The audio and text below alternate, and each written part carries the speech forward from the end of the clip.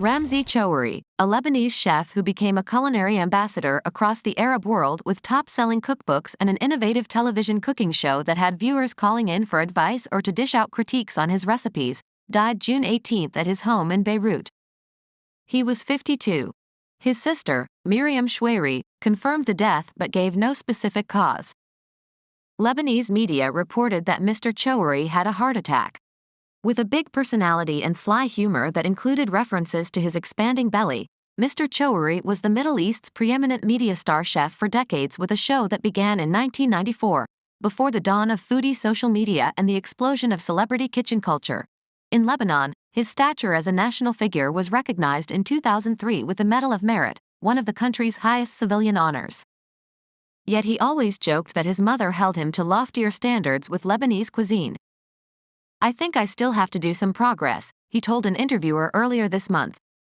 For his show, Mr. Choueiri borrowed the simple staging of the foundational cooking programs of Julia Child, Graham Kerr and others: a cooktop, an apron, pans and ingredients. He also introduced a novel touch to the show, Chef Ramzi, as he was widely known. His interactive repartee with viewers reached a daily audience of more than 8 million across the Middle East and North Africa at his peak. He first opened the lines to viewers in 1996 as an experiment. "The calls kept coming in," he recounted.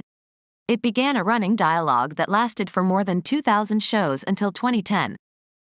Many viewers wanted cooking tips or a chance to share their love of the region's cuisine, from the humble dish of stewed and seasoned fava bean known as ful, to the intricacies of the date-filled holiday treats, called ma'amol, flavored with orange blossom water. Some viewers also dispensed their own opinions. "Too much salt," said one.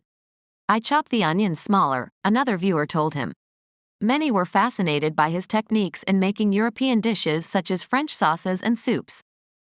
"It's not just frying in onions and meat," Mr. Choueiri told the New York Times in 2002. "I feel it's a cultural program about food, cooking, the history of the dish, old Lebanese recipes." The pan-Arab reach of his show also required some foodie diplomacy.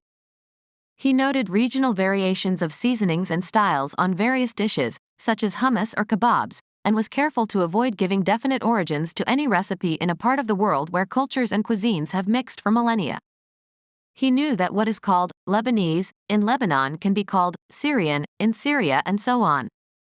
"I tell people not to be prisoners of your recipes," said Mr. Choueiri, whose name was sometimes spelled Choueiri or other variations. "You have to let your imagination take over." He also respected Islamic dietary rules by not using wine or pork on the show, even though he was raised Greek Orthodox and wine is commonplace in the Lebanese culinary scene. Lebanese politics, including the country's deep-rooted factional tensions, were never far away, either.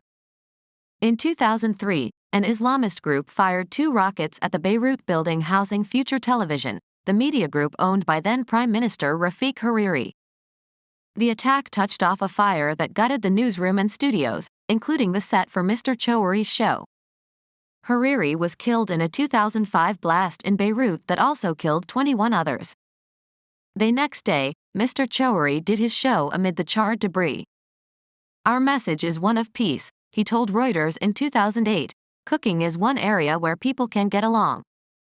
Mr. Choueiri's cookbooks, Culinary Encyclopedia, 1997, and The Culinary Heritage of Lebanon, 2002, are among the most popular Arabic-language food titles, with more than 1 million copies sold, according to Mr. Choueiri's biographical webpage.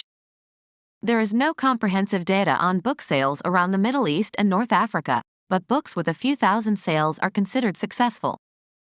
An English-language version of his recipes was published in 2012 as The Arabian Cookbook. He knew how to translate to all homes, Lebanese or Arab, the simplicity of the food, Joanne Rod, a Lebanese food blogger, told The World on NPR. So he was the full package. Ramzi Choueiri was born September 23, 1971, in Beirut. His parents were founders of the Al-Kafat Foundation, a charitable group for children with physical challenges or financial needs. Mr. Choueiri was sent to France to finish school during Lebanon's 15-year civil war, which began in 1975. He studied economics and law at the University of Lyon, receiving his degree in 1992 while doing food gigs on the side. Working in restaurants and cafes from 5 in the morning until noon and attending classes from 1 to 8 p.m., he told the Associated Press. He then studied culinary arts at the University of London before returning to Lebanon. In 2018, Mr. Choueiri put his culinary career aside to become Al Kafat's chief executive.